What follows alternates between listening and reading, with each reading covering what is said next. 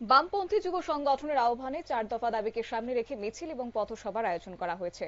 সাম্প্রতিককালে এই জাতীয় মিছিল এবং এককভাবে যুবকদের উদ্যোগে সভা সংগঠিত করা এই প্রথম কাঠালিয়া বাণিজ্যিক এলাকায়।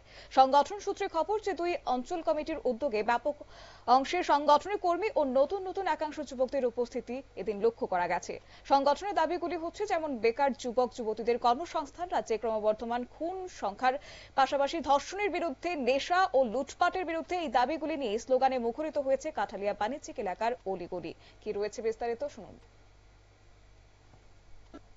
রাজ্যের মানিক সরকারের যখন সরকার চলছে, বলছেন যে দীর্ঘ 25 বছর বামফ্রন্ট সরকার কিছু করতে পারেনি, আর আমরা এসে এই রাজ্যটাকে সোনা দিয়ে বাঁধিয়ে দেব। যারা এই কথাগুলি যখন বলেছিলেন, তখন এই রাজ্যের শিক্ষিত বেকার যুবক থেকে শুরু করে সাধারণ অংশের মানুষ তাদের কথায় বিশ্বাস করেছিলেন। আর তাদের কথা বিশ্বাস করে 2017 সালে সেই রাজ্যের মানুষ তাদের মিছিলের মধ্যে লুট যাওয়া শুরু হলো, সেই জনগণ তাদের মিছিলে হাঁটলো।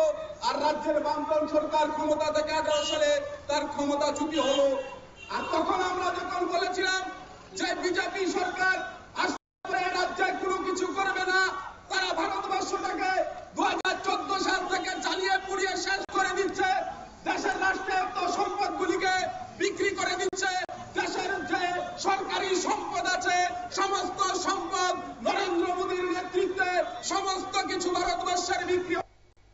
এদিন মিছিল শুরু হয় সিপিএম কাঠালিয়া অঞ্চল অফিস প্রাঙ্গণ থেকে। কাঠালিয়া মোটর স্ট্যান্ড পরিক্রমা করে সোনামুড়া টু বিলুনিয়া মুখী সড়ক ধরে একেবারে রেঞ্জ অফিস পর্যন্ত তাকে বাণিজ্যিক এলাকায় ত্রিমুখী চৌমুহনীর পূর্বে পাশে দাঁড়িয়ে জামায়াত সভা অনুষ্ঠিত হয়।